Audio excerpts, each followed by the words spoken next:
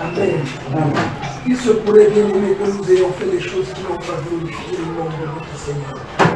Il se pourrait que nous ayons fait des choses qui aient attristé son esprit qui habite en nous. Nous allons prier que le Seigneur nous pardonne pour toutes choses que nous avons faites qui ne vont pas glorifier. Au nom de Jésus-Christ, nous prions.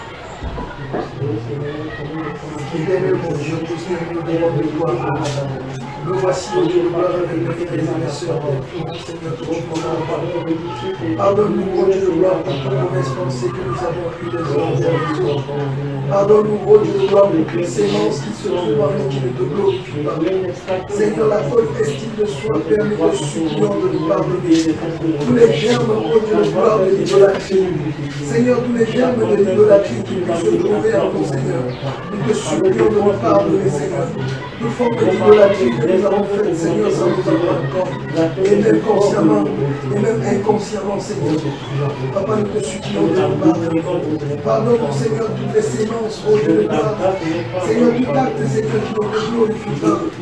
Seigneur, les pensées obscènes, Seigneur, qui viennent inonder notre cœur, nous te supplions. Seigneur, pardonne-nous, ô Dieu de gloire, pour chaque fois que nous avons menti, que nous avons dit des choses qui n'étaient pas justes, dit des choses qui n'étaient pas exactes. Papa, nous te supplions de nous pardonner, Père. Nous te supplions de nous pardonner, ô Dieu de gloire. Toutefois que nous avons forniqué, ô Dieu de gloire, toutefois que nous avons commis un acte d'adultère, en pensée, ô Dieu de gloire, Seigneur, et même en parole, Seigneur, et même en pratique, Seigneur, consterné au devant de toi, nous te supplions de nous pardonner, Père. Nous te supplions de nous pardonner, Seigneur Jésus. Père, nous te supplions de nous pardonner chaque fois que nous avons manqué de l'humilité. Seigneur, chaque fois que nous avons eu une haute estime de nous-mêmes, Père, pardonne-nous. Seigneur, pardonne-nous. Nous t'implorons, Seigneur. Par nous-mêmes, ô Dieu de gloire, nous avons essayé, nous n'avons pas pu. Seigneur, nous te supplions de nous pardonner. Seigneur, brise, ô Dieu de gloire, une fois de plus. Seigneur, ces alliances qui nous mettaient captifs. Seigneur, de ces choses qui ne te glorifient pas. Brise-les au nom de Jésus-Christ de Nazareth. Père, je te supplie au nom de Jésus-Christ. Brise en nous, Seigneur, toutes choses qui ne te glorifient pas. Seigneur, éloigne de nous, Seigneur. Donne-nous de nous éloigner, Seigneur, vers ce qui ne te glorifie. De nous éloigner de ce qui ne te glorifie pas, Seigneur Jésus. Papa, nous te supplions au nom de Jésus. Nous te supplions au nom de Jésus-Christ de Nazareth. Seigneur, vers qui d'autre irons-nous? Tu es notre Père, Seigneur. Papa, ôte de nous toute forme de colère. Papa, la colère qui habite nos cœurs, Seigneur. Enlève-le au nom de Jésus-Christ de Nazareth. Nous te supplions, notre Dieu, notre roi. Papa, enlève-le au nom de Jésus-Christ de Nazareth. Pardonne-nous chaque fois que nous avons calomnié, Seigneur. Pardonne-nous chaque fois que nous avons murmuré contre notre frère, contre notre soeur, ou contre quiconque, Seigneur. Oh Dieu de gloire, pardonne-nous. Pardonne-nous, notre Dieu, notre roi. Seigneur, de qui d'autre nous t'implorons. Tu as dit que lorsque nous sommes dans la détresse, Père, que nous venons à toi. Que nous t'implorons, Père. Nous voici au devant de toi, les genoux fléchis, Père. Ô Dieu de gloire, remontant à toi chacune de nos requêtes, Père, nous te supplions. Exauce-nous, ô Dieu de gloire. Exauce-nous, roi de gloire. Nous te supplions au nom de Jésus-Christ de Nazareth. Amen. Amen. Nous allons davantage prier, frère. Nous allons prier que le Seigneur nous donne d'être assez patients pour attendre sa volonté. D'être assez patients pour marcher selon les voies, selon la révélation de sa parole, selon la connaissance que nous avons de sa parole au nom de Jésus le Christ.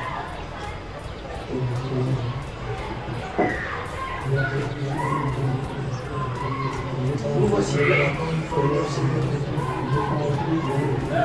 Les accords de nos Dieu de gloire, de savoir nous attendent à toi. Et de savoir nous attendre à toi, Seigneur Jésus. De savoir nous confier sur toi, Seigneur Jésus. Papa, que seul la volonté de Dieu de gloire puisse se manifester. Et que nous sachions attendre ta volonté, Seigneur. Papa, donne-nous ce cœur patient. Donne-nous ce cœur patient, Seigneur. Qui sait attendre ta volonté.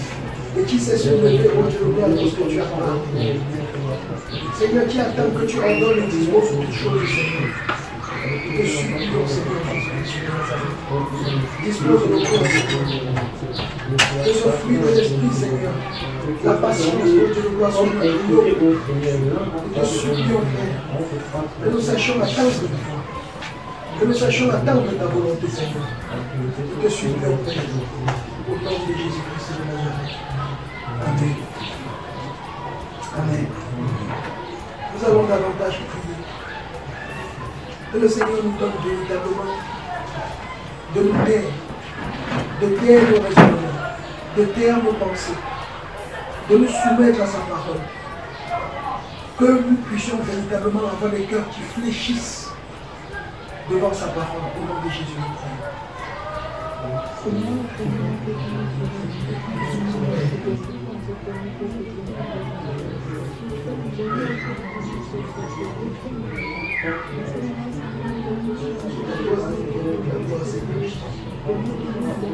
Je suis Seigneur. Je suis Jésus.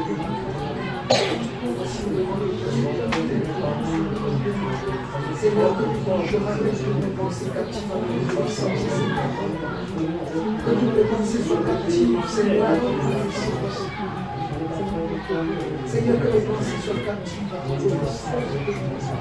Seigneur, tu inclines les cœurs des rois, Seigneur, comme un couranteau. Oh Dieu de gloire, voici devant les toi. Oh, voici, voilà toute l'église devant toi, Seigneur. Voici voilà l'église devant toi qui t'aime. Seigneur, que tu pourras avoir des jours véritablement. Que nos cœurs fléchissent, Seigneur, et que nous reconnaissions que tu es saint, Seigneur. Que toute forme de dispersion de Dieu soit ôtée. Seigneur, que nous sommes soumis à ta parole. Nous supplions. C'est comme ça que notre Père. Que seule ta parole soit notre Père.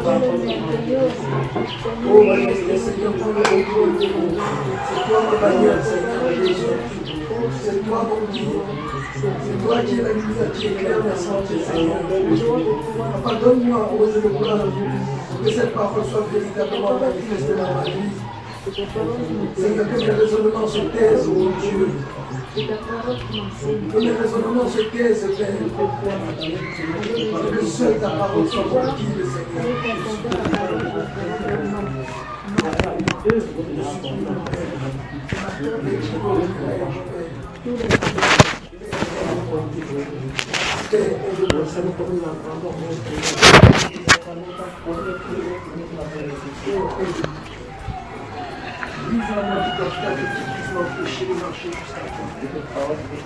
Je te supplie, Seigneur Jésus. Brise en moi tout raisonnement qui puisse m'empêcher, Seigneur, de marcher jusqu'à toi. Qui m'empêche de te recevoir dans mon cœur, Seigneur. Brise-le, Seigneur Jésus.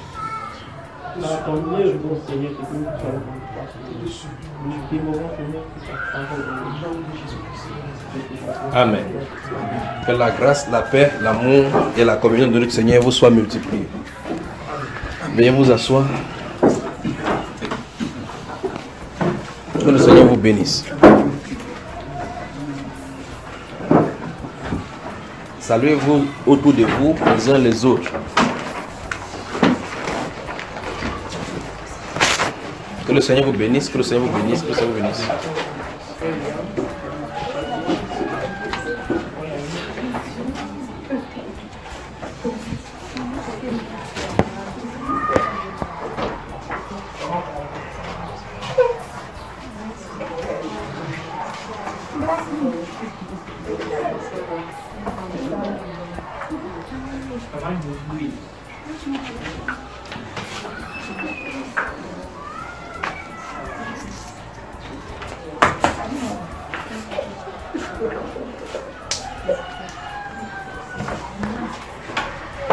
Demandez à votre frère autour de vous comment vous allez. D'accord?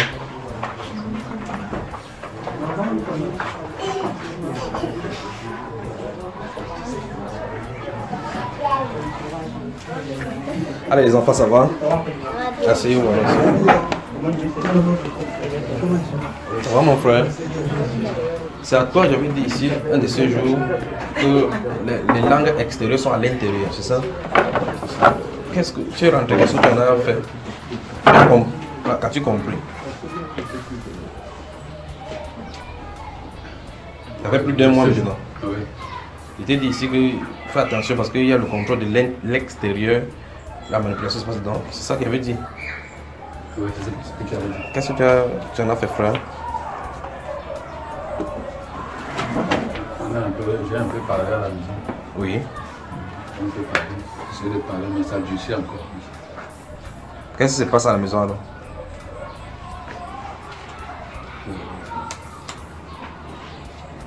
Disons, à la maison, il n'y a pas grand-chose. Tu comprends ce que j'en ai demandé comme question? Oui, souvent on dort très mal aussi. On dort très mal. Non, c'est pas de ça dont je parle.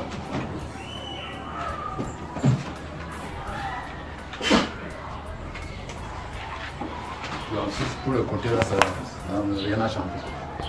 Rien, c'est-à-dire comment? Je me force à je parle beaucoup, mais Non, attends, avant que tu ne parles, qu'est-ce qui se passe dans la maison? Il dit concernant ce que je t'avais dit ici, c'est ça, c'est cela.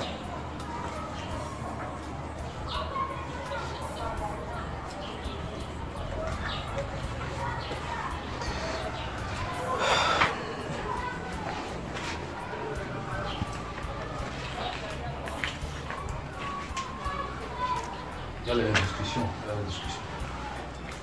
Donc on va entamer 40 jours de jeûne. On va prendre 40 jours de jeûne, d'accord? Notez alors.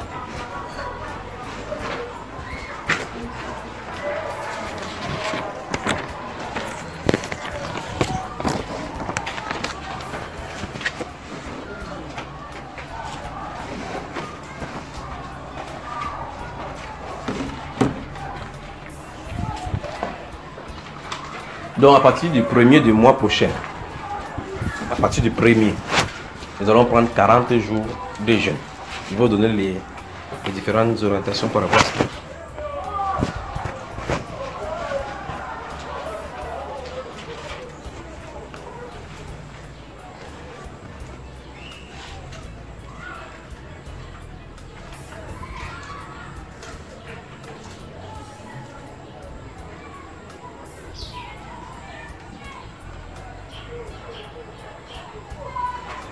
Écoutez très attentivement pour que vous n'ayez plus de questions à poser.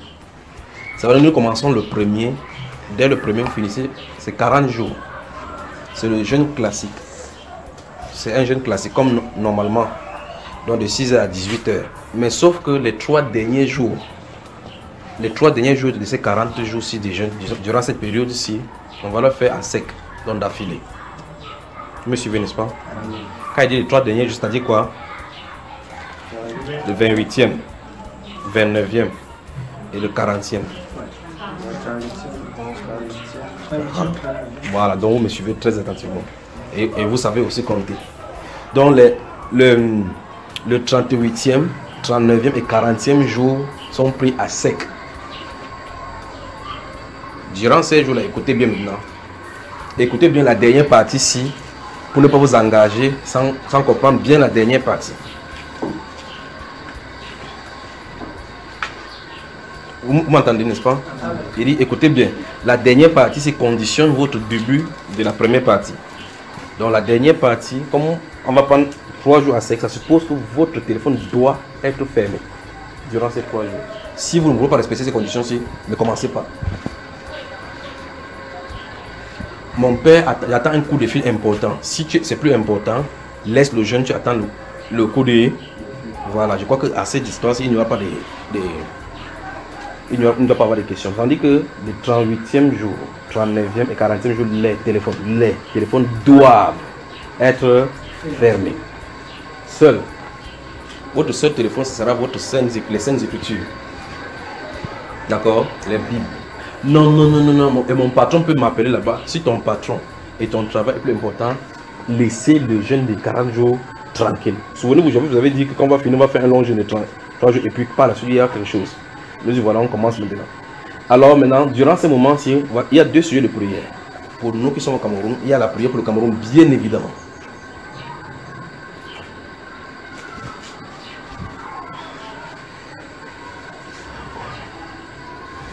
Que le Seigneur ferme le cœur de la jeunesse au cri de la révolte, au cri du soulèvement.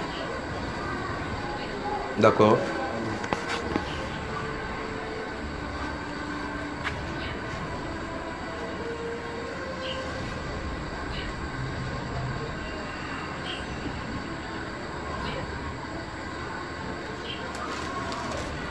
Souvenez-vous, je vous avais dit que les discussions se passent en haut là-bas sur ce qui va se passer ici.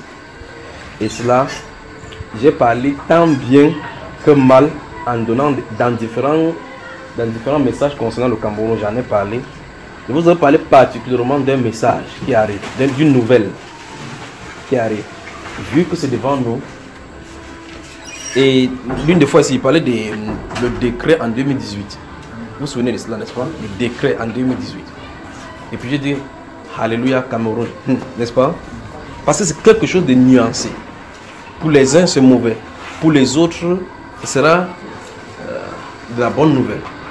Et puis j'ai dit que après le Conseil constitutionnel, oui, et quoi? Donc la nouvelle arrive. Gardez-vous, jeudi particulièrement. Jeudi, ça c'est un jeudi. La nouvelle. Cette nouvelle-ci. Et puis les gens vont sortir dans la rue. Jubiler. Ceux-ci qui courent là, ils jubilent pourquoi au juste? À cause de cette nouvelle-ci. Et puis une fois, je vous avais dit, j'ai vu des gens marcher, il y a quelque chose, non, ah. Et puis la suite, je n'en parle pas.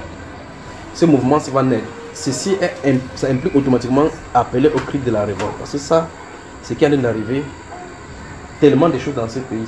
Je vous avais dit qu'il y avait des chefs traditionnels qui sont dans des endroits où ils ont fait des sacrifices, n'est-ce pas? Dans ce pays-ci. Et ce qui se passe dans certaines régions, c'est que des gens ont décidé de braver le pouvoir en testant ce qu'ils ont fait. Ils sont allés, il y a des groupes traditionnels qui ont fait des remèdes d'invisibilité. Même si vous tirez sur eux, ça ne passe pas. Par conséquent, ils peuvent aller tester. Donc on va prier pour le Cameroun, que le Seigneur ferme le cœur au cri de la révolte, à l'appel à manifester pour le désordre. D'accord? Ça c'est principalement cela. Lorsqu'il y a ce désordre là comme ça, les chefs sont nombreux. On commence à faire n'importe quoi. Vous allez voir les gangs qui vont se lever, profiter des gens qui sortent de prison, commencer à faire être des gangsters dans les quartiers pour faire des choses. Mais, le plus grave c'est pas ça. Le plus grave c'est ce qui se passe au-dessus de nous, dans les lieux célestes. C'est cela qui nous concerne au plus haut point. Mais souvenez-vous, une fois ici, dans une année, j'avais dit qu'il faut que Dieu nous donne un bon antichrist. Tous sont les antichrists. Avec le langage mélangé de ce qui est bon et ainsi de suite. Ça c'est pour la flatterie. J'avais parlé de lui comme étant quoi? Un rusé. Ça va arriver. Vous vous souvenez également ici, il avait parlé de John Fundi. Il ne se présenterait pas, n'est-ce pas? Qu'il était non partant. Est-il partant? Non partant. Comme cette voix a dit, oubliez-le. Oubliez-le. Il est partant. Il est partant. Il est non partant. Ainsi, comme il ne partira pas pour cela, c'est son départ. Vous comprenez ce que je dis, n'est-ce pas? Et donc, prenez les enseignements qu'on avait fait en 2013. Le titre apostasie, c'est quoi que c'est? Subamba Iba apostasie, premier, deuxième, troisième. Suivez ce que la voix dit dedans et suivez l'actualité qui se passe dans le monde religieux maintenant. Et vous savez ce qui allait se passer. Donc on prie pour le Cameroun. Premier point de prière. Que le Seigneur ferme le cœur, le cri du peuple. Pourquoi tu es fâché? Qu'est-ce qui se passe? Priscille, qui t'a dérangé? Prions que le Seigneur ferme le cœur de la jeunesse au cri de la révolte. Eux, les cibles. Voilà, maintenant je vais vous expliquer encore quelque chose. Mais là, normalement, si vous suivez ce qui est donné pour le Cameroun, c'est clairement clair que c'est codé dans ce que vous pouvez bien comprendre. J'avais dit ici que je me suis tenu quelque part. J'ai vu dans un bureau, dans ce bureau, il était en train de discuter le départ. N'est-ce pas? C'est ce qui va venir. Qu'est-ce que le départ? Est-ce le départ pour le repos? Et un de ces jours, je vous avais parlé des lions qui s'asseyent. Les autres animaux sont en train de regarder comment ils mangent. Après le mange, il peut se reposer. Ça, c'est le premier volet. Donc, on prie pour que les cœurs soient fermés au cri de la révolte. D'accord? Maintenant, je ne sais pas comment on va mettre l'autre site parce que le vrai combat se trouve là-bas en haut. Tant que ce n'est pas établi en haut, par rapport à ces groupes-là qui vont prendre le règne maintenant, on aura des problèmes. Donc prenez ce seul sujet, l'autre ça nous concerne. D'accord? Ça c'est durant les moments des jeunes là. Durant les moments des jeunes. Lisez votre Bible comme vous n'avez jamais lu. Vous dites, qu'est-ce que nous allons lire? Prenez le livre de Jérémie, le livre d'Ézéchiel, vous lisez doucement et travaillez dessus. Le livre de Jérémie, le livre d'Ézéchiel, vous lisez doucement et vous travaillez dessus durant ces moments-là.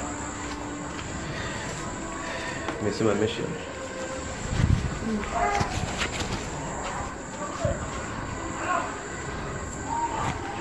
En ce qui vous concerne personnellement maintenant durant ce moment de jeûne, demandez au Seigneur seulement de vous parler personnellement. Que le Seigneur vous parle personnellement. Souvenez-vous de ceci. Quand vous demandez que le Seigneur vous parle personnellement, ne dites pas Seigneur, parle-moi par un frère. Ne dites pas parle-moi par ton serviteur. Ne dites pas parle-moi par le songe. Ne dites pas quand il va ouvrir la parole, il faut qu'il tombe le verset sur lequel il tombe qui est en noir et blanc. Parce que tous les versets là-bas sont en noir et blanc, sauf les paroles de Jésus dans certaines versions. N'est-ce pas? Si vous risquerez voir quelque chose qui n'a rien à voir avec ce que vous allez chercher, vous allez voir que Abimelech fut tué. Et puis le pays régna. Tu vois, qu'est-ce que ça va vous casser la tête des gens que Abimelech fut tué? Qu'est-ce que ça a à voir avec toi? Donc ne faites pas cela. Laissez Dieu être Dieu. Les enfants, ne dérangez pas, d'accord? Ne dérangez pas, d'accord? Donc priez durant ce moment, Seigneur, parle-moi personnellement. Qui vous parle dans quelques domaines qui vous concernent, dans n'importe quelle situation, dans n'importe quelle orientation, qu'il vous parle. Il vous parlera certainement. Il vous parlera certainement. Ça, voilà les deux points. Sur votre vie personnelle, puis le Cameroun. Maintenant, il y a 3 pays sur lesquels il faut qu'on fasse un regard. Ceci, c'est dans votre prière intime avant ces jours-là. Il y a le Bénin, le Togo, puis le Gabon. Ce qui est arrivé en Afrique là, c'est comme si c'est un vent qui a de souffler. Qu'est-ce qu'il y a de faire? Les régimes sont en train de changer dans le lieu céleste. Les régimes. Et je vous avais dit ici que le Cameroun ne doit pas être divisé, mais la forme du gouvernement va changer. Ça va changer. Ce style de gouvernement, on aura un style de gouvernement ici. C'est-à-dire, vous allez comprendre souvent l'adage qui dit le Cameroun, ça va être vrai pour ce gouvernement, ce qui est là. Le Cameroun, c'est le Cameroun. Donc le Bénin, le Togo. Je vais revenir avec le Bénin et le Togo. Mais le Gabon, il y a un style de pluie qui va tomber sur le Gabon qui est anormal. Ce style de pluie, ce n'est pas une pluie naturelle, comme on le dit, mais ce sont des puissances démoniaques. Le style de pluie que je suis en train de regarder pour le Gabon, ça va prendre des vies. Parce qu'il y a la mort de quelqu'un qui... Il y a quelqu'un qui est un chevronné dans le satanisme qui va quitter la scène. Ça, c'est au Gabon. Il y a quelqu'un qui est bien assis dans le satanisme parce qu'il a initié beaucoup d'enfants, beaucoup de jeunes. Non seulement dans son pays, mais à l'extérieur. Dieu lui a coupé la langue. Pour qu'il se répande, il ne s'est pas repenti. Donc c'est sa fin, là maintenant devant. Je crois que quand j'étais au Gabon, j'en ai parlé d'une certaine façon de celui-ci. Il n'est pas totalement 100% gabonais, celui-ci. Alors, donc c'est un chevronné dans le satanisme. Son âme est tirée maintenant. Mais peut-il se repentir avant sa fin. Donc il y a une pluie anormale. Je parle de cette pluie parce que ça va prendre des vies innocentes. Quelqu'un qui vient faire son satanisme, il initie déjà avant de partir. Le vent vient, ça prend des vies comme ça. Là. Ça va trouver des gens en bordure de la mer. Ça va trouver des gens en train de nager sur la mer, ça va les prendre. Ça va entrer dans des maisons. Ce que cette pluie va occasionner. Ça va prendre des vies. Donc prions pour le Gabon. Puisse le peuple gabonais s'élever aussi dans la prière. Puisse le peuple gabonais s'élever dans la prière. Que Dieu vous bénisse. Que Dieu vous bénisse. Maintenant, souvenez-vous de ceci. Et comprenez bien ce que ça veut dire. Si vous avez déjà vu les courses pour le Mont Cameroun, par exemple, pour le cas d'ici, vous avez remarqué quand la course commence. Vous avez remarqué quand on lance le départ de la course, ou bien que ce soit le cyclisme ou bien n'importe quoi, quand on lance n'importe quelle course, quand les gens sont en vrac, lorsqu'on ouvre la banderole, on dit pam, partez, les gens commencent comme si l'arrivée c'est là. Au fur et à mesure, on cherche les gens fatigués. D'autres personnes arrivent quelque part, ils vivent directement chez eux. D'autres personnes arrivent quelque part, ça sort, Dieu, c'est comment dire que mon pas s'arrête, c'est pas le fait de la course. Vous savez ce que ça veut dire? C'est ça qu'il veut dire. Bonne soirée. Donc, vous avez les instructions pour le jeûne. On peut avancer maintenant. C'est toi, il y avait une fois, il avait parlé ici des visions, c'est ça? Depuis là, tu as réfléchi sur ce que ça, il t'avait dit. Qu'est-ce qui se passe maintenant? Comment?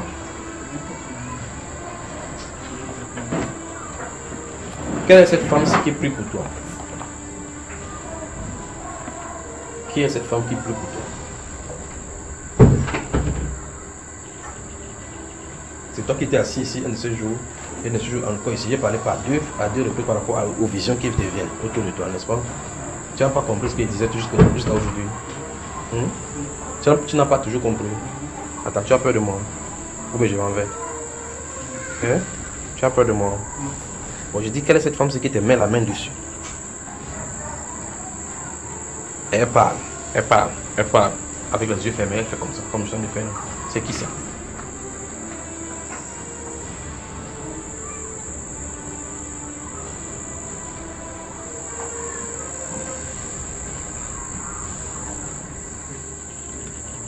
Comment? Oui, je sais qu'il y avait une femme. Dis-moi, il dit quelle est cette femme-ci qui a la maison, elle a des prix. C'est la prière, c'est comme si c'est un endroit où on prie. Et puis elle fait comme ça, elle ferme les yeux, elle fait comme ça, comme je viens de faire. Tu as vu comment elle fait mes yeux? En parlant, elle parle. À un moment donné, elle parle fort. C'est qui?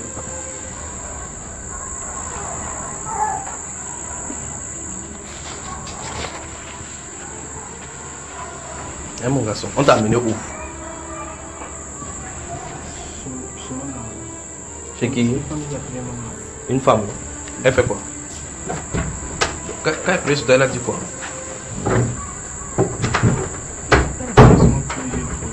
Qu'est-ce qu'elle a dit? Regarde ce que tu as vu ce qu'elle fait. La tête s'est levée comme ça. Et puis ses yeux sont fermés.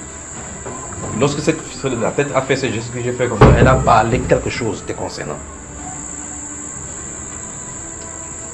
J'étais avec toi. Hein? Restez comme ça, on vous ouvre les trucs là-bas. Bon, maintenant on peut commencer. Y a-t-il des questions? Que Dieu vous bénisse. Ça me surprend seulement quand on vient vers vous, on vous dit des choses. Oui, moi, tu voulais parler? Des questions? Si tu n'as pas de questions, on entre dans les Saintes Écritures. On voit ce qu'on a. Maman Doumbé, ça va? Bien. Mais la dernière fois, nous avons parlé de quoi? C'était de baptême ou de quoi? C'est ça? De délivrance. Il y en aura, d'accord? Il y en aura. S'il n'y a pas de questions, on entre dans les Écritures. On voit un sujet. Juste le Seigneur préserver ceux qui semblent d'arriver encore. Oui, mon cher. Je voulais poser une question dans Habakkuk. Habakkuk, oui. Où on parle de l'alliance que Dieu a tissée avec l'Égypte. Oui. La question que je voulais poser, c'est parce que quand j'ai essayé de fouiller un peu. Tu es sûr que c'est dans Habakkuk ça se trouve? Hein, mon frère? C'est dans le livre de Malachie, chapitre 2, d'accord? Allons-y, pose la question. Bon, la question que je voulais poser, c'est. Je ne comprends pas très bien parce que dans la Bible, les personnes avec qui Dieu a tissé l'alliance, c'est que les petits-fils de Lévi, d'accord, à qui on a donné le sacerdoce. Oui. Et maintenant, dans ce Malachie-là, le Seigneur dit qu'il a tissé une alliance avec Lévi. Bon, la question que je pose, donc, Lévi, c'est qui? Lévi, c'est un descendant de Jacob. C'est un fils de Jacob. Allons dans le livre d'Ésaïe, je sais quoi? Genèse chapitre 49.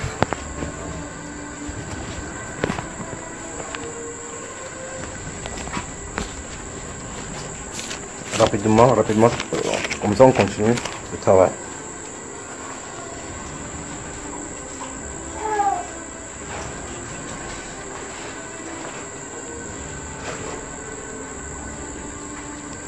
On y va.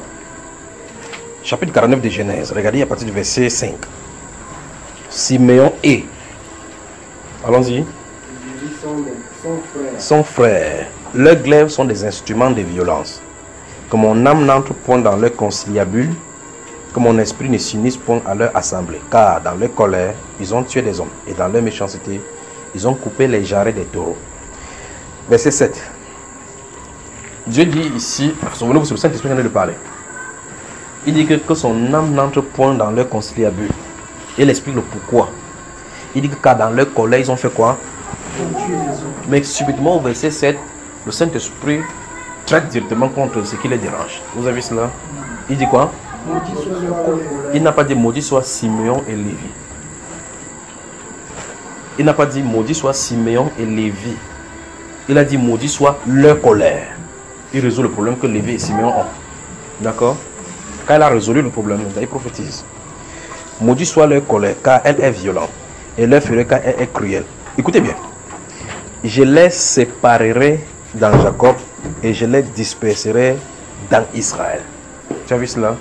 Voilà ce que le prophète a dit en Genèse chapitre 49 concernant Lévi. Maintenant, Dieu vient dans l'alliance. Il dit que même moi, à part Lévi pour mon héritage. Qu'est-ce que tu as dit? Tu as dit qu'il n'avait pas fait d'alliance avec eux? Non, je dis personnellement avec Lévi. Quand il parle de Lévi, qui t'a dit qu'il parle personnellement avec le père? Ici, elle ne parlait de qui? Bon, dans Malachie, on parle de... Non, ici, dans Genèse, quand on vient de lire là, il parle de qui?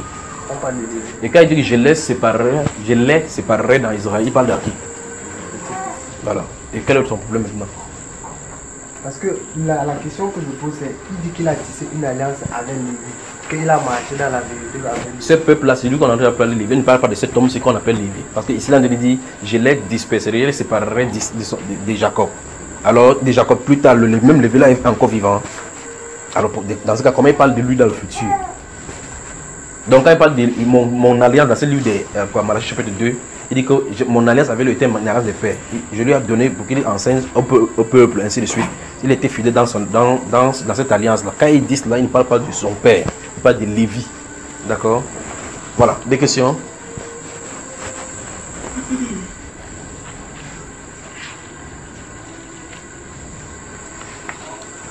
S'il n'y a pas de questions, on commence.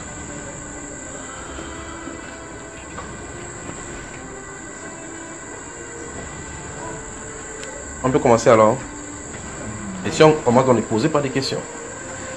Prenez le psaume 68. Merci Père. Merci Père. Le psaume 68.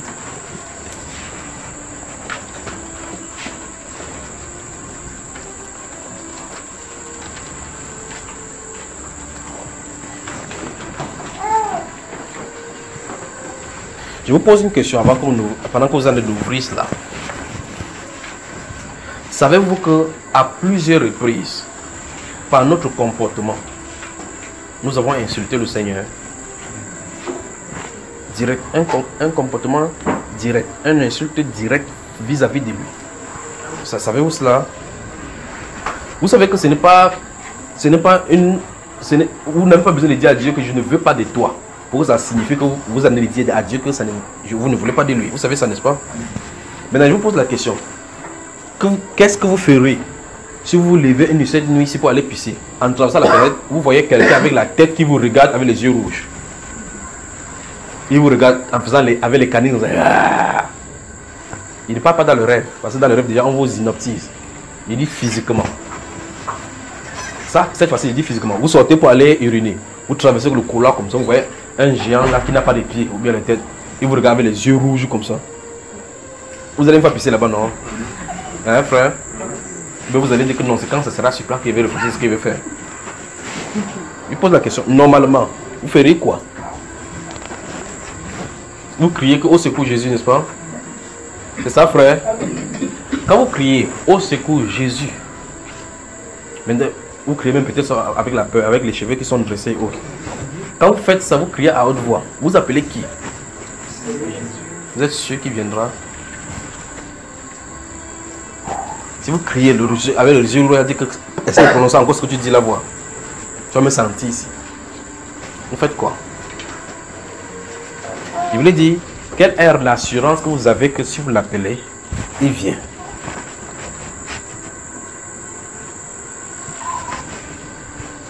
Notez Malachie chapitre 3.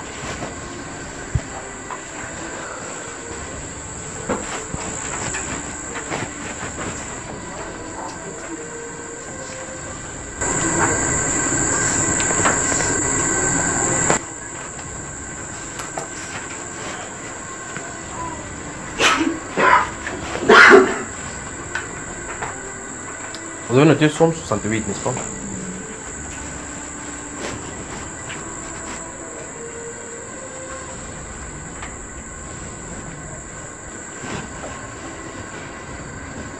le signe que vous croyez vraiment en Dieu dans votre relation personnelle n'est pas dans le moment de calme. Les vrais signes, pour que vous sachiez qu'il est palpable, c'est dans les moments de trouble. C'est dans des moments de trouble, des grandes tribulations, des grandes persécutions, des grands moments de décision cruciales. C'est dans ce moment-là que vous pouvez tester véritablement votre foi en lui. Tout comme votre amour pour lui, vous pouvez savoir si vous l'aimez en regardant les êtres qu'il a créés. Vous pouvez tester votre amour vis-à-vis du Seigneur. C'est-à-dire, vous voulez savoir si vous aimez le Seigneur. Ok. 1 Jean chapitre 5, verset 1 dit que nous savons que l'amour de Dieu, et l'amour de Dieu triomphe. Celui qui a cru en Dieu, c'est celui-là qui a vaincu le monde. Celui qui a tué le monde, c'est celui qui croit que Jésus est fils de Dieu. Nous savons que son commandement n'est pas pénible. Nous aimons Dieu, nous aimons aussi son... Ah, oui, c'est bon. Mais le problème, c'est ceci. Pour que tu saches de façon claire que tu aimes le Seigneur, observe d'abord autour de toi si tu aimes ton prochain. C'est déjà le signe ici. Parce qu'il a dit, comment tu peux dire que tu aimes quelqu'un que tu ne vois pas, alors que tu n'aimes pas celui qui est né de lui. Nous savons que nous aimons Dieu lorsque nous aimons ceux qui sont nés de lui. Donc ici, la Bible nous met clairement que vous pouvez savoir si vous aimez le Seigneur. Aimer le Seigneur, ça ne veut pas dire que vous restez quelque part, on se réunit comme ça, on peut dire, oh Seigneur, je t'aime. C'est l'une des choses par rapport à la confession. Mais l'autre, le test, c'est cela. Donc je disais donc, tout comme vous pouvez tester et savoir si vous aimez le Seigneur en regardant si vous aimez ceux qui sont créés de lui, particulièrement ceux qui sont nés de lui. Quand vous regardez un chrétien, comment vous vous sentez? Si vous sentez de l'amertume, de la haine, des calomnies, des jalousies, vous parlez par-ci par-là, vous n'aimez pas le Seigneur. Parce que vous faites comme ça contre le Seigneur. Et là, vous fermez les yeux, vous dites Seigneur, je t'aime. C'est le mensonge. Ça, c'est l'hypocrisie. Donc, vous pouvez tester si vous l'aimez. De la même façon, vous dites que vous croyez en lui. Vous avez remarqué maintenant que je suis quitté sur l'amour. Et venez toucher la foi. Parce que c'est les trois choses qui demeurent. L'espérance, la foi et l'amour là. Donc, ces trois-là. Il y a des manières de tester cela. D'accord? Pour l'amour, vous savez comment ça va si vous avez l'amour du Seigneur. Vérifiez si vous aimez les chrétiens. Vous ne l'aimez pas de façon circonstancielle. C'est-à-dire que si ces chrétiens vous donnent quelque chose, vous faites quelque chose, vous les aimez. C'est que ce n'est pas ça. C'est que ce sont ces choses-là que vous aimez. Quand il n'y aura pas ces choses, vous allez vous comporter comme les communs des mortels. Maintenant, voici la plus grave de toutes ces situations-ci.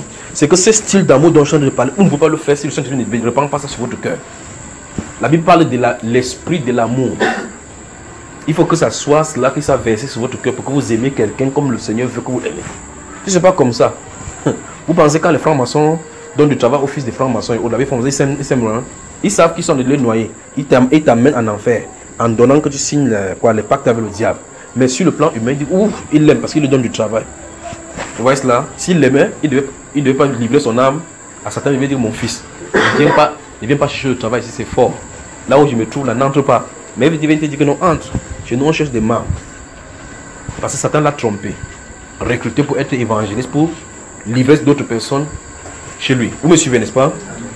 Maintenant, dans le test de l'amour, c'est savoir identifier ceux qui aiment les enfants du Seigneur. Voilà le test dont la Bible nous parle. D'accord? Et sur le plan pratique, dans le livre de 1 Jean chapitre 3, le verset 17, si vous prenez votre livre dans le verset 17 jusqu'au verset 22, la Bible déclare que petits enfants n'aimons point en parole, mais avec action et vérité. Puis il dit que, donc il prend un exemple que si nous avons des choses de ce monde, et voyons notre frère dans le besoin et on lui ferme nos entrées. Il pose la question comment l'amour de Dieu demeure. Vous voyez effectivement que l'amour doit demeurer, n'est-ce pas? Il dit comment l'amour de Dieu demeure-t-il en nous. Donc cet amour-là, vous pouvez tester si vous l'aimez. Maintenant, pour ce qui est donc de la foi, je crois que vous avez aujourd'hui Somme 68. Je vous ai donné ça, n'est-ce pas? Et Malachie 3. Et dans mon exemple dont je parlais tout à l'heure, là, vous voyez quelqu'un, vous sortez, vous arrivez quelque part, vous voyez une créature subitement comme ça qui est extraterrestre. Et puis, il est devant vous, il vous fixe comme ça là. Vous dites que vous avez foi en Dieu. Qu'est-ce que vous parlez, il ne bouge pas. Comment ça va? Parce que lui, il est physique. Comment vous devez savoir que celui-ci, qui est Dieu, est là? Comment? Ça, c'est le test de la foi. C'est pour ça qu'il disait donc que le test de la foi n'est pas quand les événements sont calmes dans vos vies. Pour savoir si vous avez la foi, c'est lorsqu'il y a les événements difficiles. Notez Hébreux chapitre 11. Je crois que c'est ici que nous avons parlé de la foi hybride.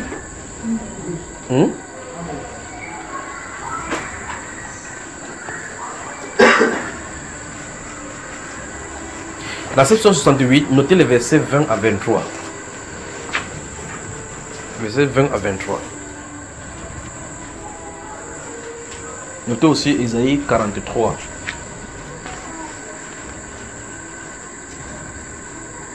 Les 5 premiers versets. Les 5 premiers versets.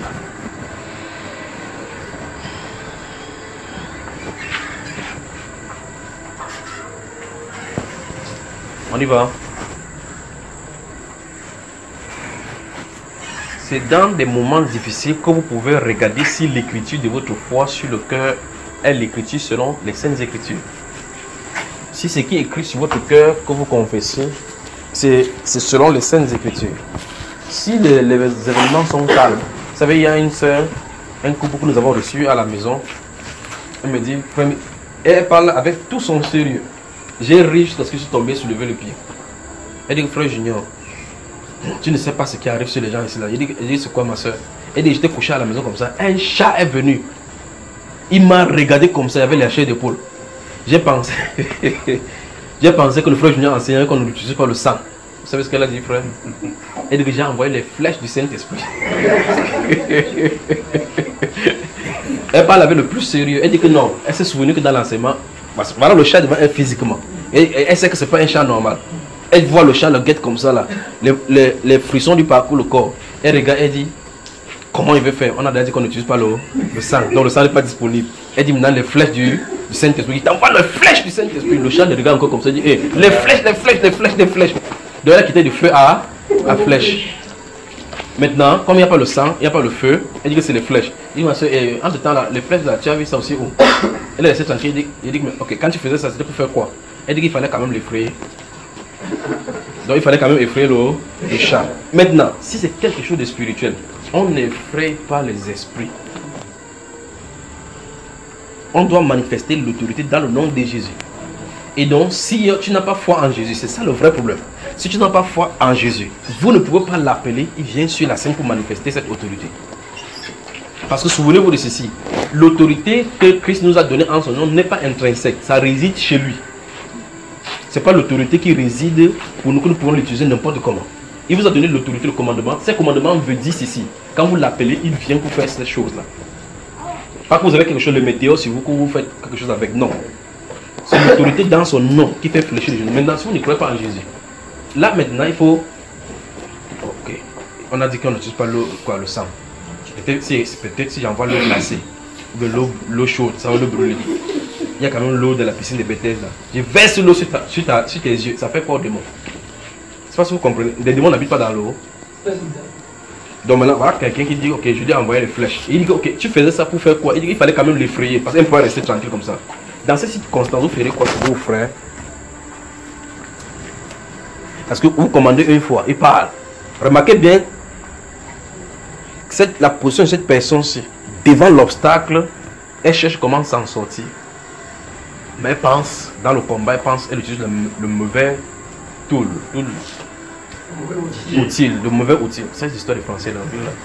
Le mauvais outil à ce moment-ci. En face de l'obstacle, qu'est-ce que Jésus a dit? Qu'est-ce que les Saintes Écritures disent? Il invoque son nom. Voilà le vrai problème.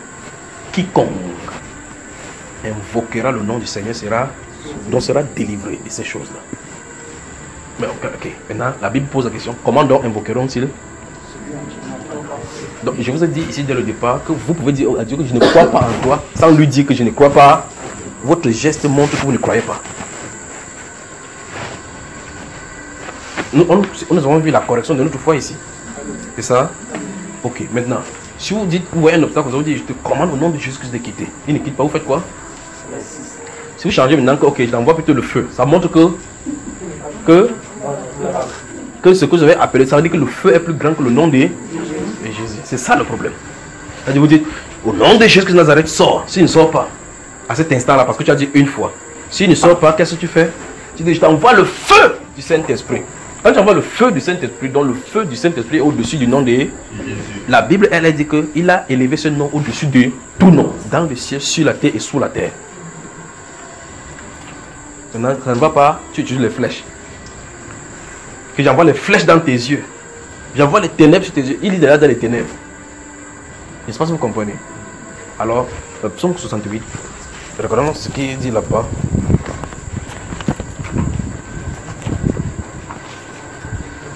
Donc, nous allons voir le sujet. Il est là.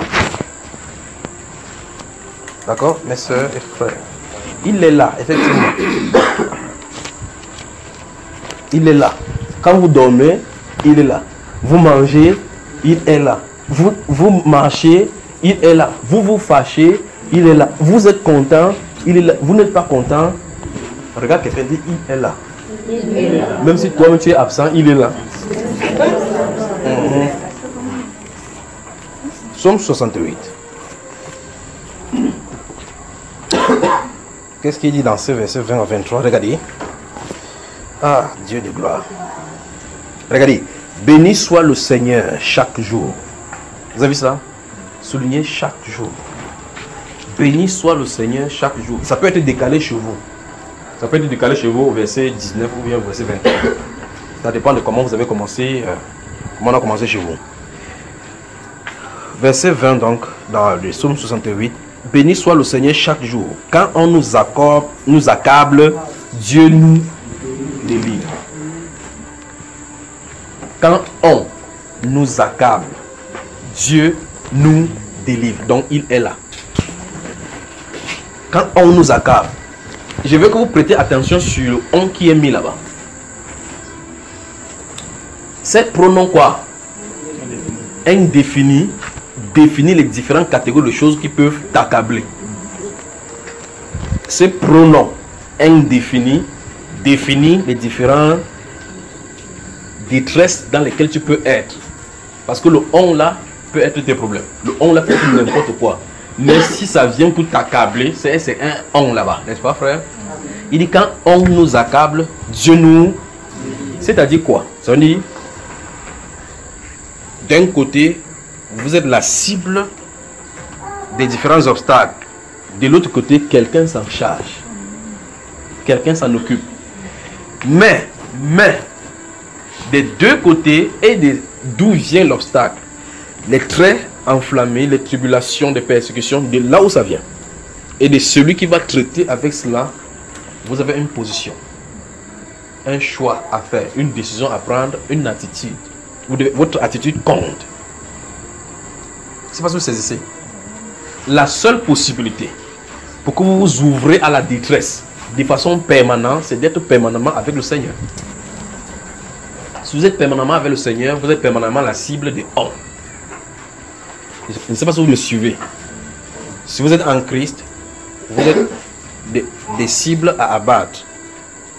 Donc à cause de cela, à cause du nom de Jésus-Christ, on doit être persécuté. On doit subir les obstacles. On doit subir des choses qui vont nous accabler. À cause de son nom.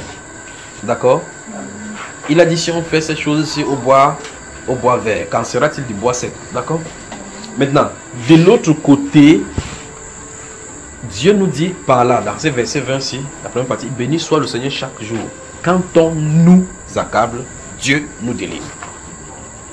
Dieu vient de dire que le combat n'est pas le tien. C'est-à-dire, laissez ça entre les mains du Seigneur. Ça veut dire quoi? Laissez ça entre les mains du Seigneur. Mais il y a une façon de laisser entre ses mains. C'est de se reposer sur lui. Il y a une façon de laisser tes combats entre ses mains. C'est lui faire totalement confiance, s'abandonner entre ses mains. C'est un autre problème ici, s'abandonner entre les mains du Seigneur. Lui faire absolument, totalement confiance. Lui fait totalement quoi, Daniel? On lui fait totalement confiance. Dis confiance. Voilà. Comme Daniel dans la fosse au lion. Donc il faut faire totalement confiance. Regardez la sérénité, justement parlant de Daniel. Regardez sa sérénité. Regardez la sérénité de ces trois jeunes gens, Abednego, Shadrach et Meshach. débattre les corottes de tous ceux qui sont là pour les accabler, accablés par les accusations, accablés par la soif afin qu'ils adorent de faux dieux, mais ils étaient calmes. Oh, roi, vie éternellement, nous ne te répondrons pas dessus, car notre Dieu est capable de nous délivrer de tes mains. Et même s'il ne nous délivre pas, nous n'adorons pas cette statuette. Fin de citation. Et c'était réglé. Alors je dis, béni soit le Seigneur. Dans ces psaumes, chapitre 68, verset 20, la partie A, il dit, béni soit le Seigneur chaque jour. Chaque jour. Donc il est là. Il dit, quand on nous accable, Dieu nous délivre. Donc Dieu s'en charge de tout ce dont on nous accable. Ça veut dire, Dieu vient de nous dire par cette phrase et par ce mot, et c'est plein dans la Bible, que nos détresses sont entre ses mains et sous son contrôle. Nos détresses sont entre ses mains et sous son contrôle. Prenez le temps dans la Bible, vous allez voir ces choses-là. Abraham, lui, quand il a été appelé, sa détresse, ce qui l'occupait principalement était quoi, frère? Dans son nourriture. Quand Dieu vient lui rendre visite, il lui parle. Dieu fait état de cela. Il veut dire la détresse est sous contrôle. Il suffit qu'il parle, les choses changent. Donc ça veut dire que ça ne compte rien de parler. La parole est avec lui. Quand il envoie sa parole, ça court avec vitesse. N'est-ce pas? La Bible déclare que l'exécuteur de sa parole est puissant. Maintenant, béni soit le Seigneur chaque jour. Quand on nous accable, Dieu nous délivre. Il te délivre de quoi? De ceux dont on va t'accabler. Mais quelle est la situation pour qu'il délivre? Il faut se reposer sur lui. Il faut le prendre pour appui. Notez le psaume 46. Merci Père. Le psaume 46. Nous allons parcourir cela, Dieu voulant, tout à l'heure. Lorsqu'on nous accable, il nous délivre. Nous sommes encore au verset 20. Donc par ces phrases, par ces mots, Dieu nous montre que le combat n'est pas nôtre. D'accord? Vous vous souvenez ici, nous avons parlé d'Éphésiens chapitre 6, verset 11. Pourquoi revêtez-vous de toutes les armes de Dieu? Puis il dit parce que nous n'avons pas à lutter contre la chair et le sang, mais contre les dominants. Comment tu vas aller lutter contre une domination avec une flèche? Même si vous savez ça, mais vous lancer, ça va le toucher, frère. À une guerre bien déterminée, Dieu a des stratégies différentes. Si vous regardez l'histoire dans la Bible, même l'histoire de la guerre physique, les tactiques n'étaient pas identiques avec le Seigneur. C'est pas ce que vous saisissez. À d'autres, vous ne pouvez pas aller dire à Israël maintenant, quand tu vas combattre, maintenant, prendre des sacrificateurs, vous allez faire 7 tours de ces murs. Parce que le mur que vous avez fait 7 tours, c'est un peu le même mur que vous avez aujourd'hui là. Tu vas marcher dans un pays pendant combien de jours? C'est pas ce que vous saisissez. Dieu donne l'ordre que fais comme ça. David monte par ici. Fais comme ça. Chaque fois, Dieu veut faire quoi? Guider nos pas. Guider nos pas. Donc nous devrons lui faire confiance. Faire confiance au point où s'il arrive que une situation donnée qui nous accable veut même nous prendre, nous disons tout simplement comme il a dit, je sais que mon rédempteur est, il se lèvera et il parlera en ma faveur. Celui-ci avait confiance en Dieu, le prophète Job. Il avait totalement confiance en Dieu que, au fur et à mesure, mais regardez très attentivement, premier jour des frappes, des mots qu'il accablait dans sa vie, il a glorifié Dieu. Pas vrai? Plus il glorifiait Dieu, plus de l'autre côté, celui qui l'accable augmentait d'intensité. Et il augmentait d'intensité, il ne changeait pas sa confession. Parce que ce qu'il confessait et ce qu'il croyait était un. Il ne confessait pas par intelligence en disant que j'ai entendu que le Dieu de Moïse, le Dieu d'Abraham avait fait telle chose. Il ne dit pas cela. Il sait de quoi il parle. Il sait de quoi il parle, mais il n'a pas encore vu. Mais il sait qu'il est vivant. Parce que la seule réflexion du monde, comme ne regardez pas comme les scientifiques font le voyage astronomique, ils disent qu'on cherche, principale chose sur c'est ils cherchent à savoir s'il y a des vies sur la terre, sur d'autres styles de vie. N'est-ce pas, frère? Dépense des milliards, passe des temps jusqu'à qu'un père, elle, au laboratoire, il ne peut pas s'occuper de ses enfants, ses cheveux deviennent blancs. Vous les voyez en confiance, ils sont vieux, ils arrêtent les comme ça. La question qu'ils sont allés chercher, c'est y a-t-il d'autres vies sur la... Non, pas sur la terre, ailleurs. Mais la Bible dit oui, ici, ça dit oui. Il suffit de lire la Bible, je vous donne le verset maintenant, vous lisez, ils arrêtent les recherches scientifiques. Maintenant, il faut qu'ils viennent nous demander maintenant que quel style de vie, on le dit encore là où c'est écrit, que voici les styles de vie qui sont. Ils envoient les sondes. Et quand on a découvert les exoplanètes dans les galaxies, nous on a la 4 millième exoplanète. Ils vont finir. Maintenant, écoutez ici. Ils vont finir par avoir un message qui sera communiqué par les planètes.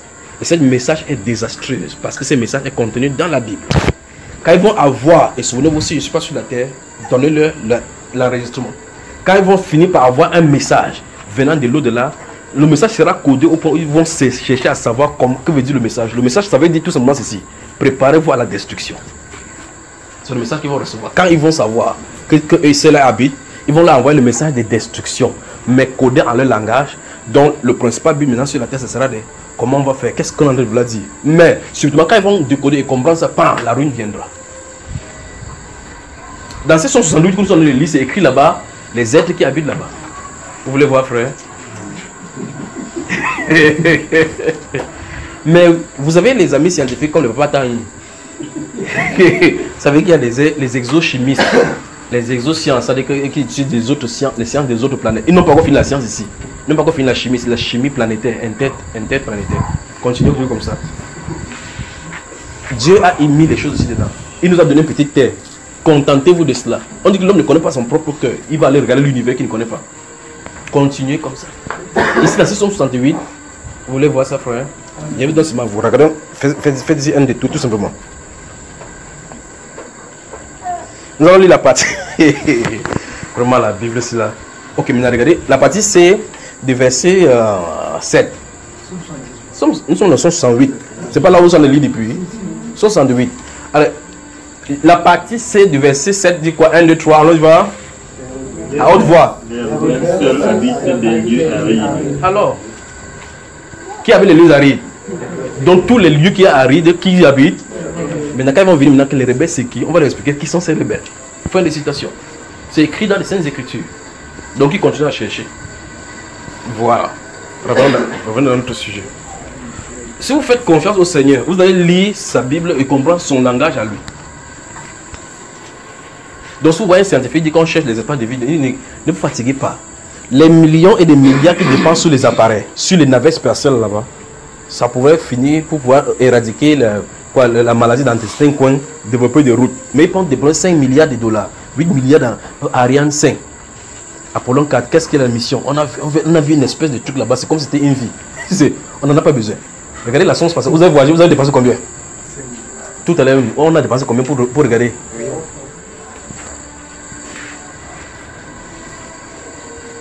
La Bible déclare donc que Dieu les a enchaînés là-dedans. Comme il les a enchaînés, il va les lâcher pour qu'ils fassent le message. C'est ce qui est écrit dans les Saintes Écritures. Ben, en tout cas, vous lisez, si vous ne saisissez pas, c'est écrit là-dedans. Le message qu'ils vont donner pour la terre. Ils vont capter cela. Vous savez, Dieu l'a prophétisé même avec le doigt qu'il avait écrit quelque part sur le mur. Il fallait coder, il fallait décoder ce qui était écrit là-bas. Ça va venir. Ils vont voir ça sur les appareils comme ça. Mais ça, cette forme, c'est ce que ça veut dire. Mais souvenez-vous, l'interprétation de ces sigles-ci qu'ils vont découvrir, c'est préparez-vous à la destruction. Parce qu'ils vont descendre sur la terre, dit la Bible. Ok, continuons notre lecture. Alors, béni soit le Seigneur tous les jours, chaque jour. C'est-à-dire, il est là, constant. Il n'y a pas de jour où il est absent, c'est-à-dire, il est là. Il dit, quand on nous accable, Dieu nous délivre. Ceci veut dire, celui qui est avec Dieu est en perpétuel moment de persécution.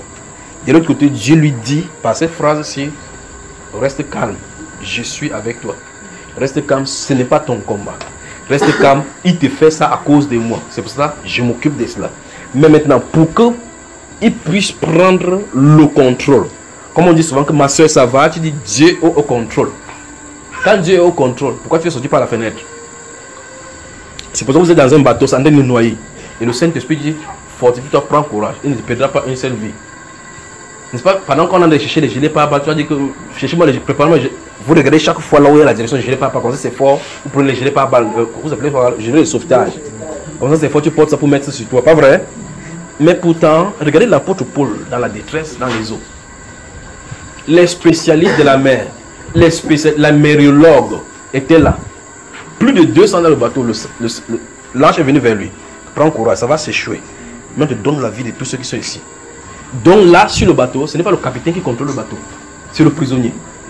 Le prisonnier le plus célèbre qui avait le contrôle du bateau. C'est-à-dire, dans ce moment de détresse, celui qui manipulait le bateau ne se trouvait pas au gouvernail.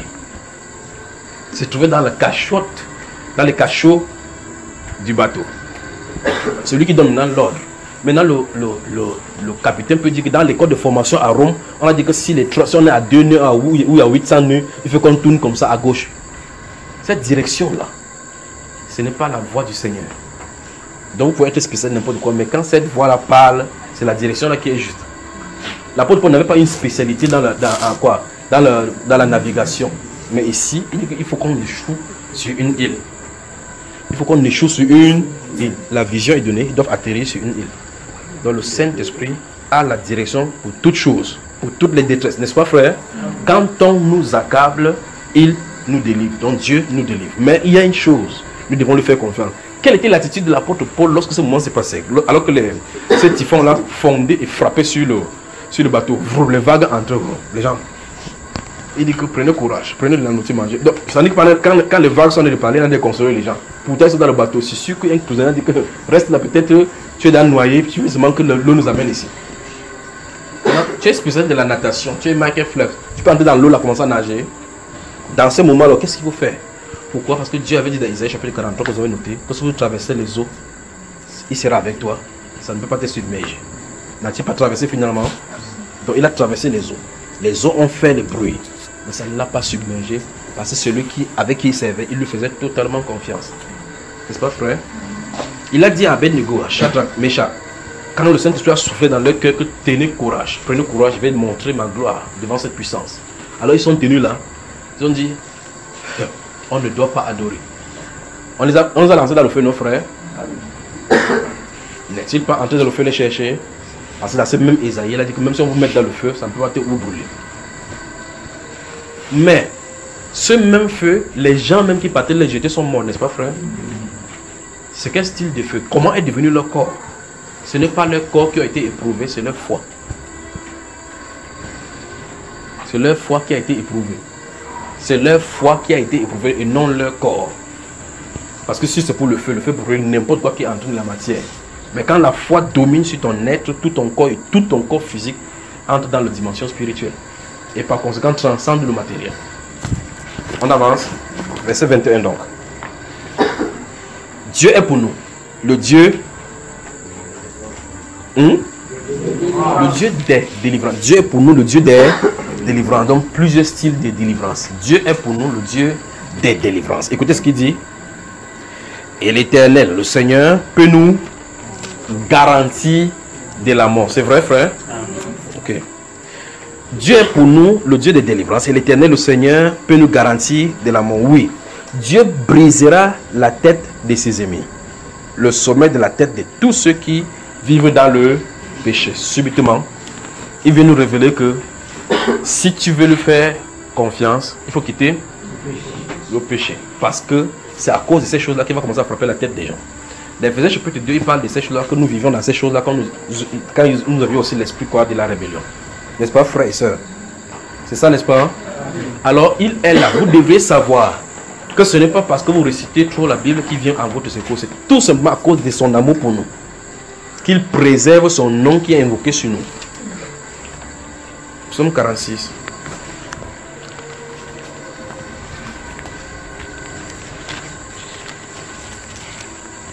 Regardez-le dans votre vie chaque jour, vous saurez qu'il est là. Regardez-le, le psaume 46.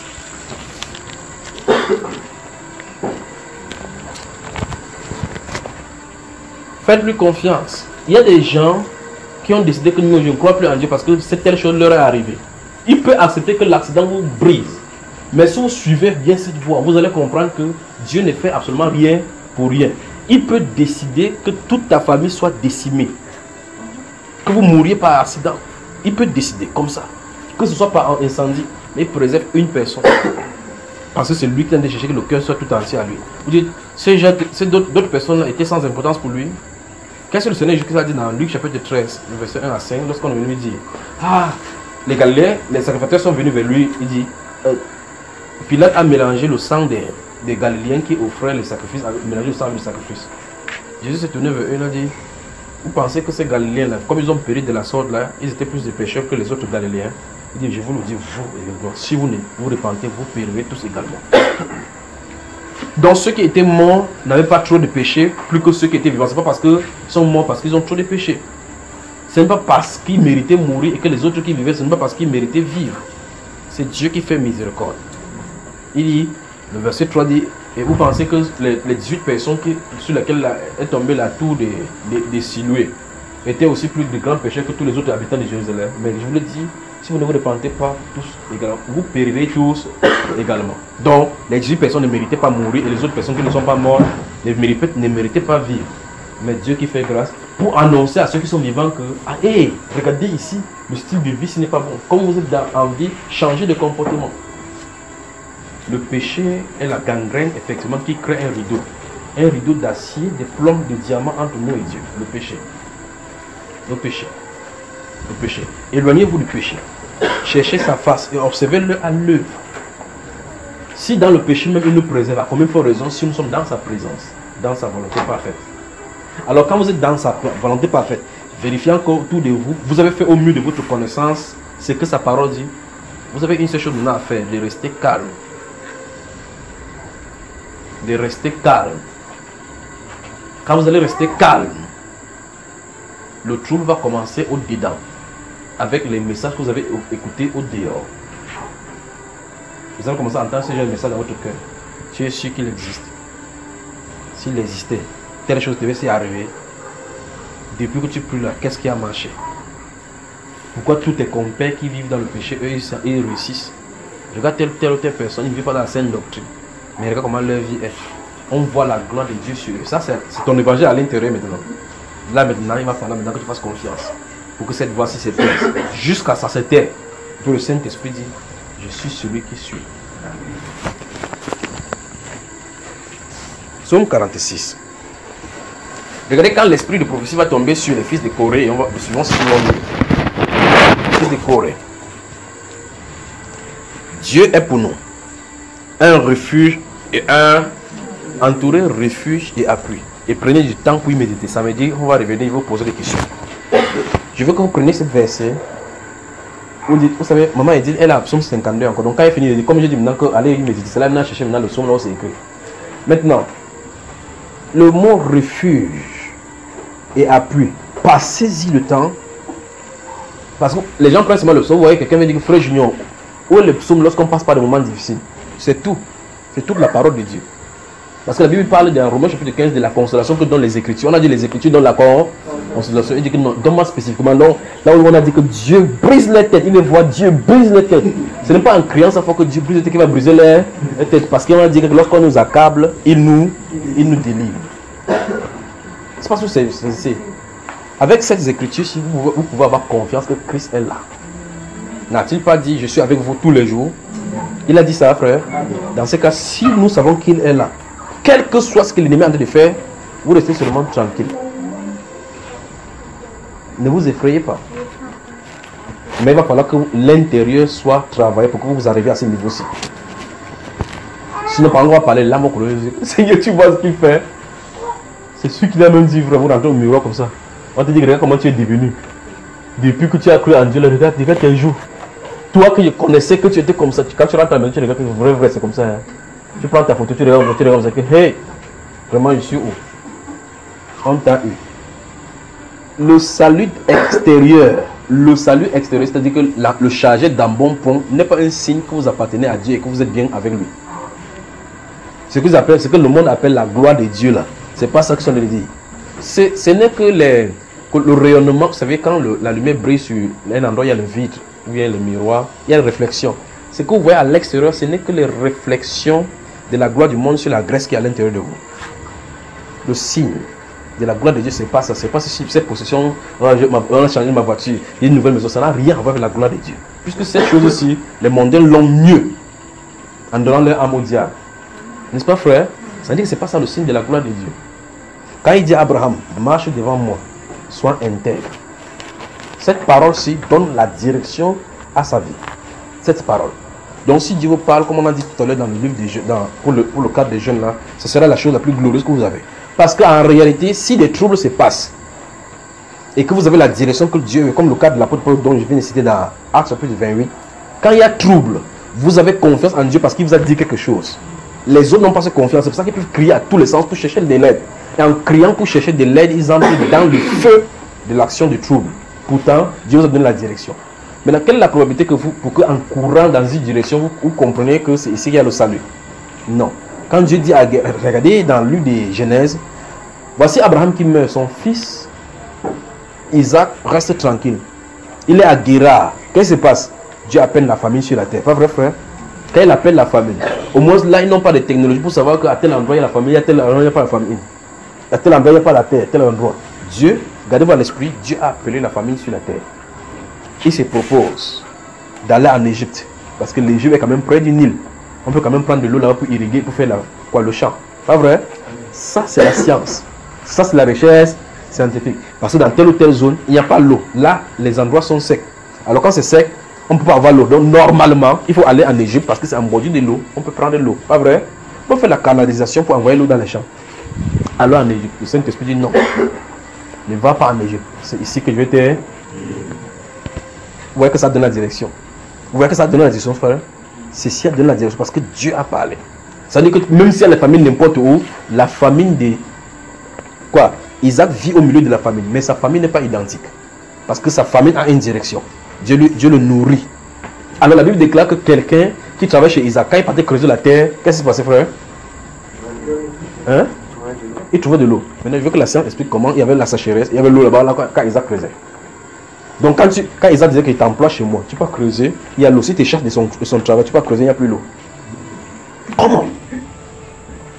D'où venait cette eau-là quand... Donc quand tu sors comme ça pour aller travailler, pour aller creuser, Dieu dit que celui-ci travaille où là? C'est Isaac, mon serviteur. À cause de lui, quand tu mets, tiens, l'eau sort. Tu as des problèmes avec ton patron demain. Il dit que je travaille chez Isaac. Tu dis que oui, je sais creuser, il y a l'eau. Dès que tu sors, tu creuses, il n'y a plus l'eau. Vous avez dit qu'Isaac est sort. Ce n'est pas la sorcellerie. Il écoute la voix et la direction que donne cette voix. Maintenant, si avec la science, comment Dieu peut faire au monde pour que de l'eau sorte? Alors qu'est-ce qu'il dit ici encore? Dieu est pour nous un refuge et un appui. Donc je veux que vous preniez ces deux mots, refuge et appui. Puis méditez véritablement, profondément, sur ces deux passages-là par rapport à votre vie de foi. Vous dites, on a dit ici, Dieu est pour nous. Mettez-nous là avec toi-même. Dieu est pour moi un refuge. Est-ce que véritablement, bon, si je donne des exemples, vous allez commencer à comprendre la vision. Donc vérifiez dans votre méditation si Dieu que vous invoquez est véritablement un refuge pour vous et un appui. Et selon vous samedi, plaise au Seigneur, nous allons en parler ici. Verset, le volet 3 dit un secours qui ne manque jamais dans la détresse. Soulignez secours et puis on va y méditer. Donc il y a refuge, appui et secours. D'accord? Donc ici on dit trois choses dont il est. Qu'il est un refuge, il est un appui et il est un secours. Et on dit ici dans ce dernier volet, on dit que ce secours-ci ne manque quoi? Jamais. À quel moment?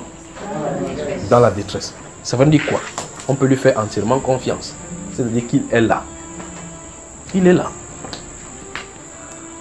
Vous me suivez, frère? Verset 3. C'est pourquoi, connaissant que 1, refuge est rempli. 2, appui est rempli. 3, secours est rempli. C'est pourquoi nous sommes sans crainte quand la terre est bouleversée et que des montagnes chancellent au cœur des mers. Ça veut dire que c'est à cause de ces trois phénomènes que nous connaissons de lui. C'est à cause de cela que même si n'importe quoi se passe sur la terre, nous sommes calmes. Nous sommes sans crainte. Même s'il y a des bouleversements sur la terre, même si la mer, les montagnes, en fait, même si, il veut dire que même si la terre vient à bouger, à secouer, ceux qui craignent l'Éternel véritablement ont de la pluie faible. Ils ont un secours qui va les délivrer dans ces circonstances. Est-ce qu'on peut savoir véritablement? Est-ce que vous savez véritablement que celui qui vous invoque est là? Ou bien c'est pas la littérature? Cette chose, ça doit se passer ici. Le point de contact, c'est ici. Le point de contact, c'est ici. Si celle-ci est là, vous n'allez pas consulter chaque fois des oracles pour dire je ne sais même pas si Dieu m'écoute. Cette parole, je ne sais pas si Dieu m'écoute, veut dire vous doutez de sa présence. Et ce n'est pas possible donc vous doutez de sa présence et qu'il y a un obstacle, vous l'appelez et il vient sur la scène. C'est ce que j'en ai dit depuis le début. Quand vous pouvez dire à Dieu, je ne veux pas de toi sans le dire, mais par votre foi. Parce que vous avez envie. Vous dites, j'ai prié 3 fois, il ne m'a pas répondu. Donc ça veut dire qu'il n'écoute pas. Pourtant la Bible déclare que lorsque le juste crie, l'Éternel l'entend. Toi tu dis que depuis tu pries, il n'entend pas. Donc ça veut dire que vous faites de lui un menteur. Il dit qu'il est délivre de toutes ses frayeurs. Le malheur atteint souvent le mais l'Éternel en délivre toujours. Mais quelqu'un dit que depuis 34 ans, je souffre. Il a dit toujours là, c'est 35 ans. Hein. Il a dit le toujours qui est là-bas, c'est 22 ans. Hein. Peut-être ça pas de toujours, c'est 45 ans. C'est-à-dire que c'est quand tu arrives à 45 ans de souffrance, qui va te délivrer. Mais c'est toujours non. Il n'a pas toujours délivré. Point quelqu'un dit Dieu délivre toujours. Voilà. Alors la Bible déclare ici que Dieu est pour nous un refuge et un appui au temps de la détresse, n'est-ce pas? Un secours qui ne manque jamais au temps de la détresse. Il dit que c'est pourquoi. C'est pourquoi nous sommes sans crainte. Nous sommes sans crainte. Donc il faut expérimenter Dieu. Vous n'avez pas besoin. Quelqu'un vous pose la question, depuis que tu parles de Dieu, tu l'as vu. Si vous avez vécu les expériences avec lui, vous devez savoir qui il est. Vous n'avez pas dit que non, tu connais Dieu, oui, je connais vrai. Et Hébreu dit, quand tu dis Hébreu dit qu'il te regarde comme ça, puis regarde-moi, c'est dans le blanc, on tourne ta tête, tu as fait la culture des blancs. Laisse-moi la Bible là. Écoutez bien, lorsqu'il y a détresse, lorsqu'il y a besoin, et que Dieu vous visite, il vous délivre de la détresse, il ne s'agit pas de la Bible d'Hébreu. Il ne s'agit pas ici de la culture des blancs. Il s'agit de Dieu faisant son œuvre au milieu des hommes.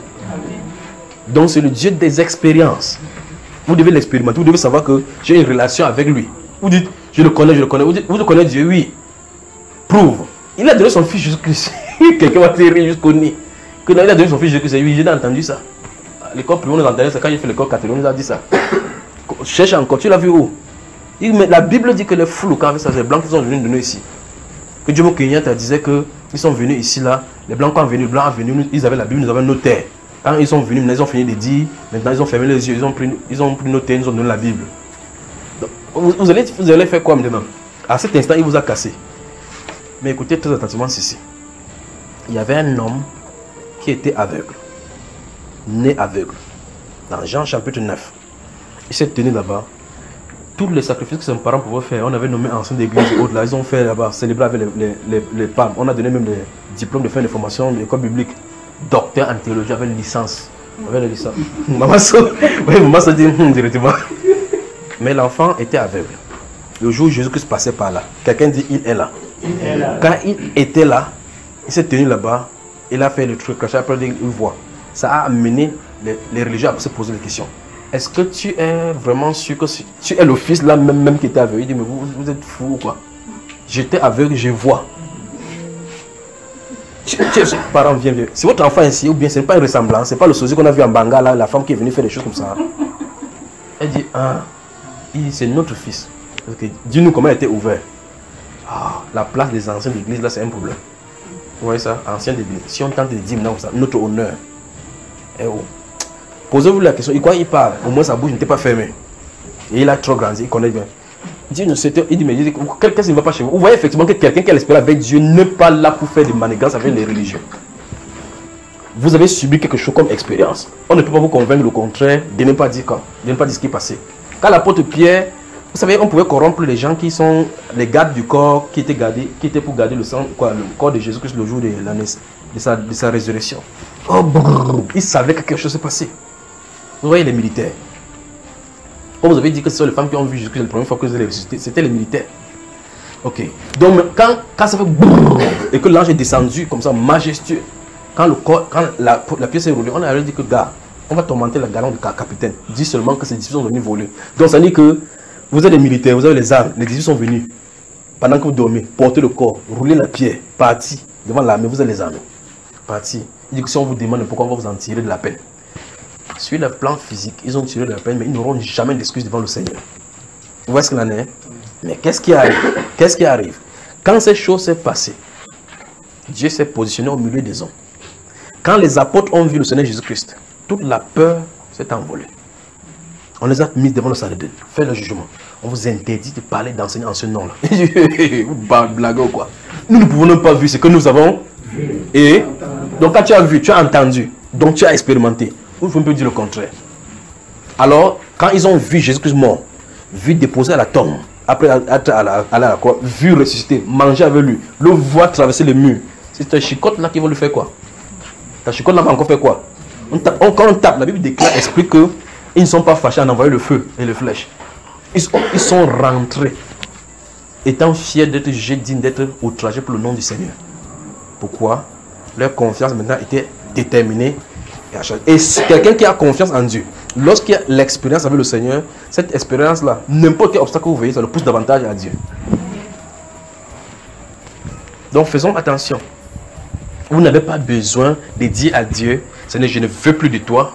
De votre bouche comme ça. Votre action montre où vous vous en trouvez. Quand vous êtes dans la détresse, la Bible déclare, dans la détresse, j'ai invoqué le Seigneur. Dans votre détresse, vous faites quoi? Vous cherchez le bras d'échec. Quand vous cherchez le bras d'échec, vous dites que Dieu n'est pas...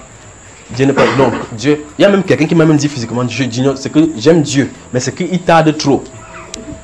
Que Dieu tarde trop. On invite depuis 25 ans, après il me dit, ah, comme c'est moi qui l'a dit. L'autre était venu me voir. Frère Junior, je vais te dire, viens. Il dit, ok, je viens, c'est quoi? Il dit que je sais ce que tu vas me dire. Je veux divorcer, décider de divorcer. Il dit, mais dans ce cas, tu veux me consulter encore? Pourquoi? Il dit, parce que je sais déjà ce que tu vas dire. Il dit, mais vas-y, divorce. Elle me dit clairement, il dit, je suis assis là en 7, que même si c'est Dieu lui-même qui descend sur son trône, tu as besoin de descendre sur son trône pour prononcer ton jugement. Que même si c'est Dieu qui descend sur son trône, je n'accepte pas ce qu'il dit. Il dit, mais si c'est Dieu qui descend sur son trône, il parle, tu n'entends pas. Moi qui vais parler, tu vas entendre quoi? Quand il a fini, je suis sorti du sujet, parler autre chose. Si elle accompagne les parties pour dire que c'est entre tes mains. Voilà les gens. Après le message, il dit que Père, pardonne nos manquements et nos voies des égarements. Toutes ces récitations ne serviront plus à rien. Vous êtes coupé de la source. Souvenez-vous de ceci, coupé. Il y a des lignes rouges qu'il ne faut pas franchir. Des lignes rouges qu'il ne faut pas franchir. Souvenez-vous comment le roi s'est promené ce jour-là dans le temps. Il avait une belle construction comme ça là. Voilà toutes ces gloires, n'est-ce pas moi qui l'ai fait? N'est-ce pas moi qui l'ai fait? C'est ma force qui me l'a fait. Vous savez ce qui s'est passé, frère? Le décret est sorti. Bam! On a enlevé, changé son intelligence à cet instant. Il est devenu la bête. Une seule parole prononcée. Il peut marcher comme ça. Les sujets sont là, vous savez, oui, Sa Majesté, oui, Son Excellence, oui, Son Excellence. Oui. En faisant comme ça, Dieu te frappe. Donc, si vous voyez quelqu'un, vous êtes serviteur de Dieu, comme vous êtes là, vous êtes serviteur de quelqu'un qui vous dit, oh, quand tu prêchais le tout, je crois que c'est Dieu qui parlait devant moi. Je te vois comme Dieu. Fais attention, dis que c'est la dernière fois. Je dis, non, Dieu, oui. Sache que Dieu est comme moi, j'ai la face de Dieu. Tu mets ta main sur la peau, tu es sur la sellette, on va te chicoter, vous allez voir. Donc, faites attention à ce genre de choses aussi. Souvenez dans le livre d'Exode, là, quoi, Actes des Apôtres, quand Hérode était assis là, quand il a parlé, le peuple a dit, wesh, voix d'un Dieu. On n'a jamais vu de Dieu, vous savez, n'est-ce pas? Quand il a fait ça, n'est-ce pas? Il a accepté la gloire là, non? Qu'est-ce qui s'est passé, frère? Un ange l'a frappé. Ça, c'est ce que la Bible déclare. La Bible déclare ce qui s'est passé véritablement sur le plan spirituel. C'est un ange qui l'a frappé. Allez, maintenant, l'idée de la science, c'est que c'est ce qu'on le dit. C'était la rupture d'anévrisme. Il a eu une crise cardiaque, un arrêt cardiaque subitement. Alors, faisons attention. Laissons Dieu être Dieu. Faisons-lui seulement confiance parce que tout ce que vous pouvez faire humainement pour résoudre le problème spirituel, vous ne pourrez rien. Si vous êtes là humainement à essayer de faire comme si vous pouvez résoudre les problèmes d'ordre spirituel, c'est exactement comme si vous pouvez pousser un immeuble comme ça pour que ça déplace de votre terrain. Vous n'arriverez jamais. Vous n'arriverez pas. Qu'est-ce qu'il faut faire? Il faut laisser tout entre les mains du Seigneur. Il est un secours, un refuge, un appui qui ne manque jamais dans le temps de la détresse. Alors la Bible déclare ici dans ces volets suivants, il dit que c'est pourquoi, à cause de cela. C'est pourquoi, avec ces espérances-ci, nous sommes sans crainte quand même bien la terre sera bouleversée. Alors, je pose la question. S'il y a des mauvaises nouvelles qui viennent sur la terre, elles sont même sur la terre globale, dans votre famille, quand des mauvaises nouvelles sont signalées, quel est l'état de ton cœur? Le mauvais nouvelle peut sortir de n'importe où. Ça peut sortir de n'importe où. Prie pour les parents cette fois-ci, les parents. Maintenant, qu'est-ce qui se passe? Quand les mauvaises nouvelles viennent, comme les vagues de la mer, vous pouvez tenir, si c'est les mauvaises nouvelles qui viennent au fur et à mesure. L'amour. Frère Junior, chasse l'esprit de mort dans notre famille. Comme ça part dans l'autre famille de quelqu'un, n'est-ce pas?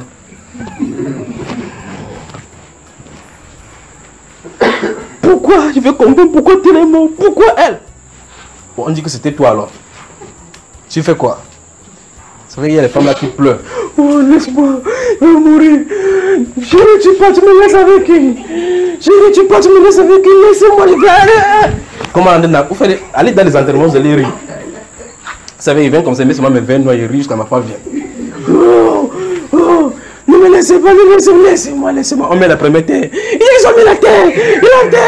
Il enterre. On met la deuxième couche de pioche. Ne fermez pas. Laissez-la voir. Laissez-la. Il dit bien que si elle fait comme ça la prochaine fois, hein, il dit laissez-la. Entre là-bas, on t'enterre. Il va dire ne m'enterrez pas.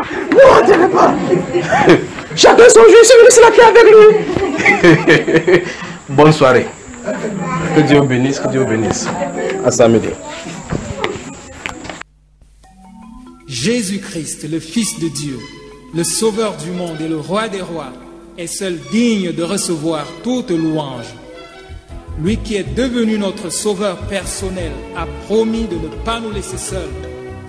Selon qu'il est écrit, « Voici, je suis avec vous tous les jours jusqu'à la fin du monde. » Matthieu chapitre 28, verset 20. Oui, il est là, en nous, avec nous, parmi nous, autour de nous, partageant et contrôlant nos vies. Nous croyons sa parole et nous nous réjouissons de sa merveilleuse compagnie.